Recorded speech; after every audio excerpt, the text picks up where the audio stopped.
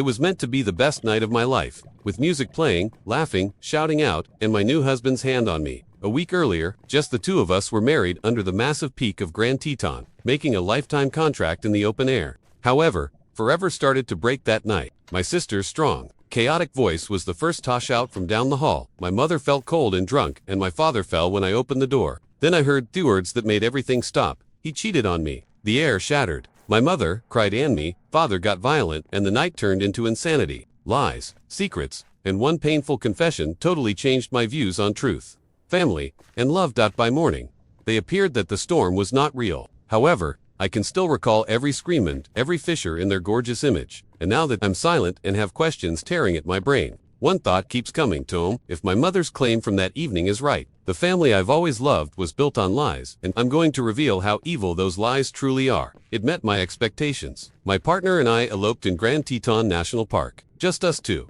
There's no pressure, no audience, and no tragedy. We stood surrounded by mountains that appear to have been outlined by heaven itself, with cold, pure air and a limitless sky. It was calm, quiet, and totally ours. You don't want this moment toned. I remember saying, "This is it. This means the start of our forever love." A week later, we came home and had a reception for friends and family. A large celebration. I was still high on that cloud of joy, excited to finally share it all with the people we care about. I arranged every aspect, including the food, music, and small decorations. Everything felt like a dream continuing. But even dreams can sour in an instant. However, anything can turn dark in an instant. As I inform you about it, I'll tell you a little of my family. I declined to host my grandparents' base. They are negative and survive on drama. They hurt me too, countless times before, and I refused to let them destroy my day. I wanted and deserve peace and quiet. Then there's my parents. They are what I would call effective alcoholics. They drink every day, but hive, always able to keep their jobs, pay bills, and act normal. My sister and I grew up with it. The bottles in the kitchen, the confused arguments that were always kuchered before they got into actual fights. Still, they seemed happy. High school sweethearts. Together for decades. We thought they had one of those rare, lasting loves. We used to say, if mom and dad can make it, anyone can. I really believed that. The night of the reception started beautifully. Everyone looked amazing. The music was loud, laughter filled the room, and, for once, everything looked simple. People took photos, performed, and celebrated. I was having a fantastic day. My companion and I had fun so hard that this was supposed to be our night, but life has a way of hitting you with surprise blows. At the event, many of us returned back to our Airbnb flats. It was late. Everyone was going down, making a little noise. I went to see how the parents were doing, as I knew I wasn't seeing them in some time. I thought I got into another world when I entered inside their room. My sister was standing in front of my father, requesting him to go to bed. My father appeared, Tobe, confused, drunk, and angry. He moaned his words and said no to sit. When I questioned what was going on, my mother told me, "He played on me." I paused. My brain couldn't process it. "What? When? What are you talking about?" I asked her. She looked at me and said, "It happened in the ocean." "The ocean? What ocean?" "When we go to the beach. My father does not even get in the sea. He is nervous of it." The story didn't make sense. I thought if she was also drunk and saying gooseless things. But then her voice broke as she said, "He's been hitting me for years." That's when the air cleared my lungs. I asked, "What do you mean?" When she said quietly, "The last time was 2017. Everything inside me felt numb. I look at my father, the man I've always considered the one I'm most like, and I had no idea who I was looking at. He was so drunk to utter anything sensible, instead, shouting, yelling, and stumbling. My sister continued to pull him back onto the bed, asking, "Dad, stop, please, just sleep." But he wouldn't listen. Then it all exploded. He yelled F*** off, constantly, shoving my sister. When she went to take off his top, she fell. So I went to aid her up. My mother came in, throw her hands at my father, and screaming words I was unable to hear. For just 1 second, I stood there, surprised. The scene did not feel natural. It seemed like I was watching a show like Jerry Springer or something, but it was my family. My parents. On the night of my wedding event, my father ended up falling, passing out on the bed. My sister and me succeeded to get mom out off the room, but the injury already had been done. My heart beat, my hands froze. I'd not noticed anything like it, and then I exploded.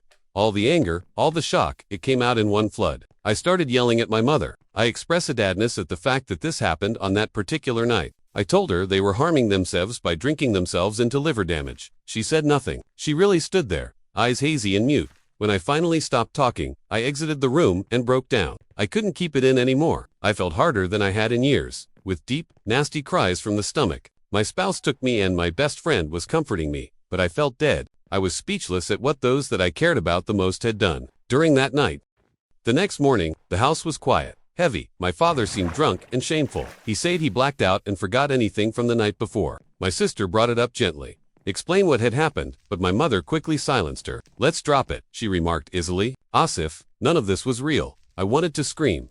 I wanted to respond. No, we aren't leaving it. We do not say that this didn't happen, but I didn't. I just sat there, seeing them take things away, telling them that everything was okay, and that the night didn't end in confusion or pain. Then they left for the airport, and all was peace again. Only now, the silence felt different. Now it was full of questions that wouldn't stop spinning in my head. Was my mom telling the truth? Did my dad really cheat? Did he ever hit her? Or had been waste that she was upset and ill, saying comments she didn't meant? I don't know. My father is not like that person, and I have never seen or heard nothing as it ever. However, exactly how did I know? When everything you hold to be true about your family turns out to be false, it can be scary.